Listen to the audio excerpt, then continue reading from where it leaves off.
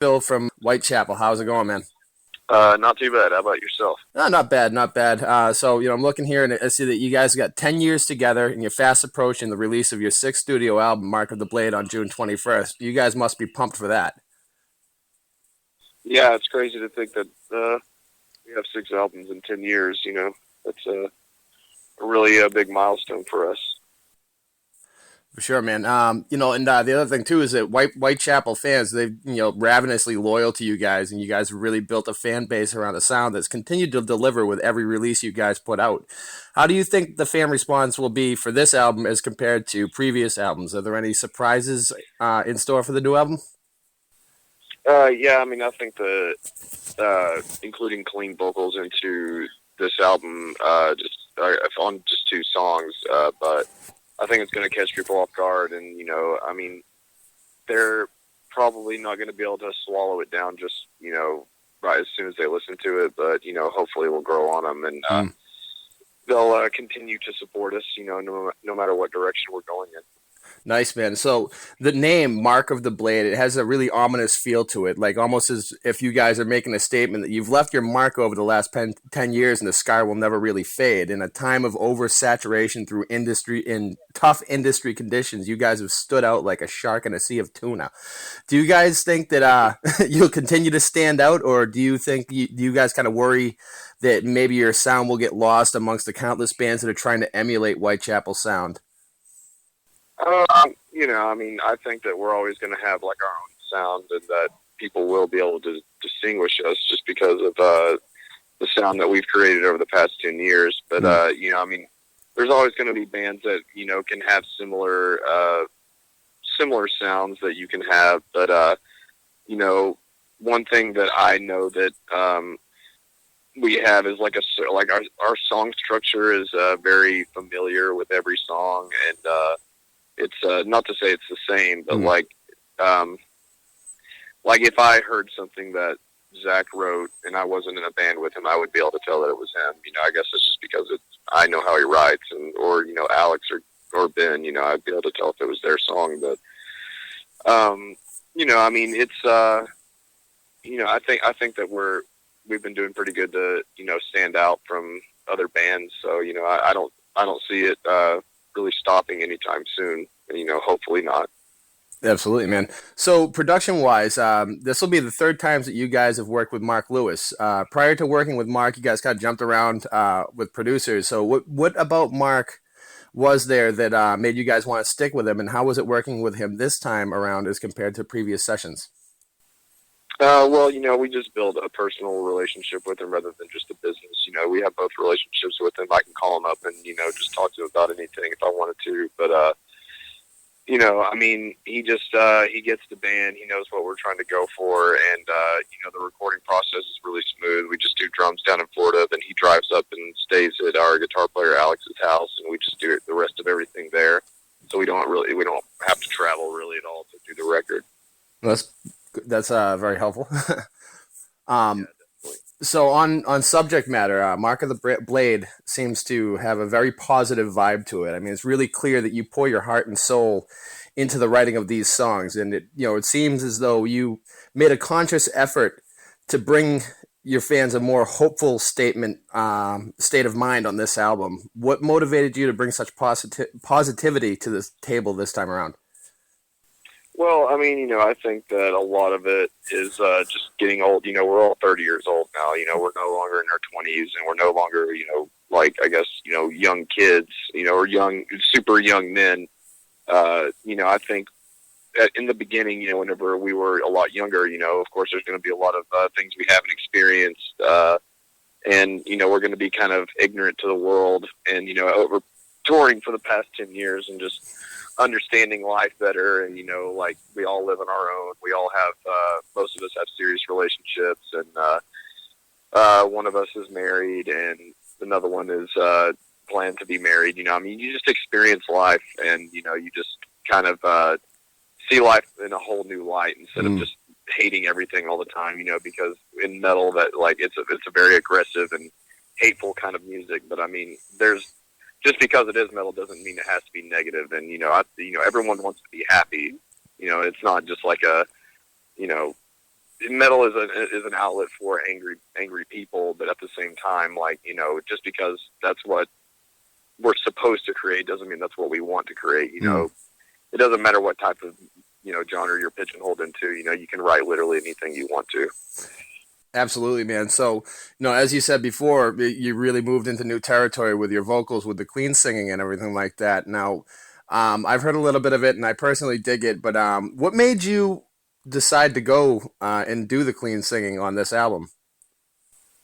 I mean, just because you know, there's, you know, just because obviously just because we're a metal band doesn't mean that like that's the only thing that I listen to or anything like that. I love, you know, all kinds of different music.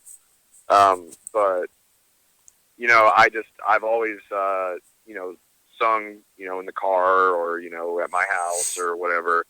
And, you know, I've never done it in a professional recording studio before. And like, I just wanted to start implementing more melody into our music rather than just like straight, you know, heaviness and, you know, roughness to the vocals. You know, I wanted to expand as an artist and, you know, not just be one dimensional, you know, not just have to scream all the time, you know, be able to show people that like, hey, I can, you know, I'm not just one dimensional, I can do this too. Or, you know, I just wanted to try it out and see how it went. And it turned out, you know, I ended up being all right. You know, I mean, it wasn't, it was more than I expected. So that's definitely what we were going for. Absolutely, man. So one song off of this album that really hit home with me is the track "Elitist Ones." It struck a chord with me on my own views on metal fans and the closed-mindedness that can be kind of inherent in the musical scene. You know, they often voice themselves by bullying those who they don't agree with. Was there a specific reason or a specific event in real life that inspired you to write that song, or was it just, you know, the mindset in general that frustrated you to the point where you felt you needed to lash out against it? I mean, you know, there's a lot of people that say like, you know, people have their haters or whatever, you know, like, and people say that, you know, don't pay attention to them, you know, like, and people say that they don't care or whatever. But at the end of the day, people do have a little ounce of something in them that's just like, God, that annoys me, or just like, I just can't stand that.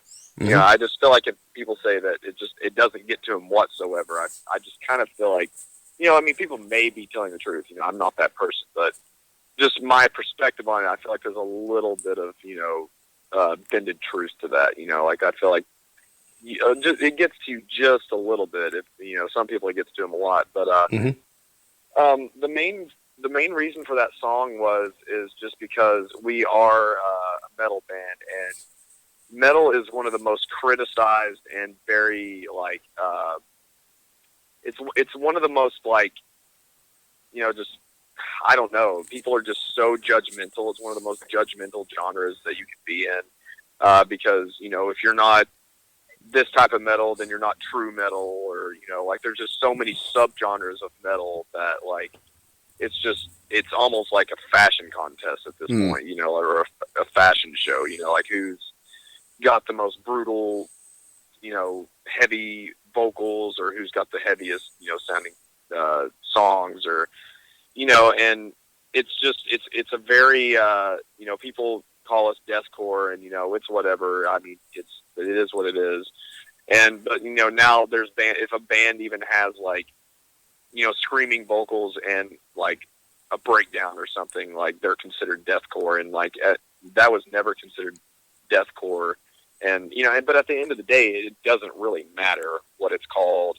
And, you know, that's what people fight over the most. And like people in the metal community fight over the stuff that matters the least. And it's just really frustrating to see that. And not, you know, like, I don't care if, you know, a band that I don't care too much for, if they wrote a song that I enjoy, like, I'm going to enjoy the song, because I don't care who wrote it. People are so quick to say like, oh, this song's awesome, who is it? You know, and they say, you know, I don't know, Whitechapel, and they're like, oh, well, those guys suck. You know, like I'm not going to listen to it. Like, that just doesn't make sense to me. Like, you should like music just for the way it sounds, not because of who's associated with it. You know, like, if you like the song, just listen to it. You know, I mean, it's just, that's what that song mainly was about. You know, it's like it kind of goes back and forth. It's like saying like their words don't matter because we're going to be dead in 100 years anyway. But at the same time, while we're still alive, just respect people. Just why can't you just respect and just, you know, everyone wants to smile. No one wants to be pissed off and like depressed, and you know, just treat people with respect and, you know, that kind of thing. Absolutely, man. And I'm right there with you, man. A song is a song. A good song is a good song. So as far as genre is a good segue here.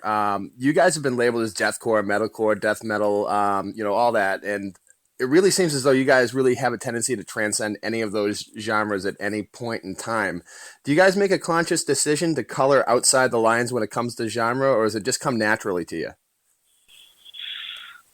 I mean, you know, we're always going to be known as a deathcore band. No, until the end of our band, like, we're always going to be, someone out there is going to label us as a deathcore band. But, you know, and it is what it is. Like, being in a band and touring, like, you can't pay attention to stuff like that. We're just a metal band, and, you know, whether you want to, you know, pigeonhole us into being deathcore only, or some people call us death metal, and, you know, like, there's people out there that would say that that's blasphemous towards death metal because we're not true death metal. And, you know, it's just, you know, like, we just don't care anymore. You know, of course, like, our younger selves cared a lot about that, but, you know, getting older and, you know, just maturing more, you just don't care about that stuff anymore. Mm-hmm. And we literally will write anything that we're feeling. You know, if it's a song that has all acoustic guitars and we all love it and we all are vibing to it, then we'll roll with it. You know, we just don't want to have any limitations. We want to be able to write, you know, an all acoustic song with, you know, just singing if we wanted to. We want to be able to write a slam, you know, super heavy, gutturally death metal song if we want to, or, you know, like a rock song if we want to. You know, I mean, we want to kind of establish ourselves as that. And, you know, people are going to disagree with it, but we just have the vision of, like, if you write music, there's no reason why you can't write anything you want. You know, if Justin Bieber wants to put out a guttural death metal band, it's good, you know, like, he can. You know, it's just, it doesn't matter who it is as long as the music sounds good. I don't give a shit who does it. Absolutely. Absolutely, man. So let's talk about the fans for a moment here. And the fans that tend to gravitate towards your music, as you guys are extreme yet innovative, you tend to pull fans from other genres than what you actually tend to play. What do you think that says for you guys as musicians? And also, what do you think it says for your following as far as open-minded music fans go? I think it's more about that is just like, I guess this genre of music is becoming more easily accessible. You know, like back in the day, you know, no one had any clue about this type of music, but now people that only listen to the radio and, you know, only listen to bands that were humongous, playing, you know, arenas and stuff. That's the only bands I knew about. And then this kind of music is kind of being passed around. It's all over social media, you know, and like that's kind of helped our cause. And, you know, some people are going to be like, "Oh, this is just noise. I don't like this." But, you know, then there's those people that are like, "Oh, I've never heard this kind of stuff before, but I like it." You know, like, and, you know, that I've had somebody tell me that all he ever listened to was country music and he hated metal, but he heard us and then he got turned on to it. So, I mean, you know, it just, so some people, you know, that never listened to this music before will end up loving it, and, you know, more often than not, they're probably going to hate it. You know, like you know, if you played us in like a frat house, you know, I'd say 95% of the people in the frat house are going to hate it. You know, but, you know, there's that 5%, you know, that adds up over time. Absolutely. So you guys are just about to finish up your Decade of the Blade tour. So what's on the horizon for Whitechapel in the touring department once you guys are done with this? Well, we're doing Warped Tour, and the other tours that we're doing, we can't really speak of yet just because of, you know, agreements and, you know, like, since we're doing the Warped Tour, that is a big market tour, so we can't really speak on that because, you know, we have, you know, kind of like contractual agreements and stuff. And, you know, we just want to respect the the tour as a whole, so it can do as well as it possibly can. Mm. I'm not saying that if we announce our tour that everyone's gonna just not go to Warped Tour, but it's just a respect thing, and but we do have a tour that a lot of people are going to be very pleased with after Warped Tour. Very nice. Well, looking forward to hear about that. So what are the long-term goals as far as Whitechapel goes? You guys are obviously here to stay. You're not going anywhere. So are there any far-off plans that you guys can touch on that you would like to eventually achieve? I mean, the plan is honestly is just to be a band as long as possible, or as long as we can stand it, and try to ride this out as long as we can, and hopefully maybe one day possibly retire from it. But I mean, that's you never know how the world is going to change. But I mean, that's kind of our attitude right now, is just to do it as long as we possibly can, and just because we devoted the last 10 years, and most people in that amount of time have finished their college degree and have a career now. So I mean, we're kind of late on that. We could still go back to college, but I mean, you don't want to be a 35, 40-year-old going to college. Yeah. All right. So let's say that a young fan comes up to you guys at a show, just starting out a band, and comes to you and asks you for advice in starting his or her musical career. What wisdom would you share with said fan? I would just tell them, just go for it. If you're really that committed to it, just, go for it. Don't second guess it. And, just, you got to use social media and promote yourself as much as possible to get, that backing, because unless you have, say a rich family that can, really boost your fight, because financial, stuff within a band, especially like metal, is, one of the biggest downfalls of bands is, they just can't afford to do it anymore, or, they, just run out of money and they just have to go get a new, regular job because the band is just not cutting it. But also I would, highly recommend, if you play death metal, unless you just get lucky, it's probably not going to do too much for you, because it's just not a big genre. It's probably not going to be big for ever. It's not ever going to be one of those types of music that is going to, be headlining a stadium or something. It's, if you're wanting to be in the music business, I would highly recommend, going towards a music. And if you don't like that music, then, obviously don't play it. But a more, marketable kind of music, because, like, you don't want to devote all your life to this and then, not come away with anything, because at the end of the day, everyone has to make money to survive. That's the way the world works. So, if you start a death metal band and, you can't keep going because you can't afford the tour, or can't afford to do it anymore, don't be surprised. So, just be careful with, what kind of music you're going to be playing, because, not every band gets lucky and, makes, a good living off of it. Absolutely, man. Makes sense. So thank you so much for your time. It's been an absolute pleasure to speak with you. Now, as you leave us, I'd like to ask you to describe Mark of the Blade in just one sentence. In one sentence? One sentence. Okay. Mark of the Blade in just one sentence. I would say...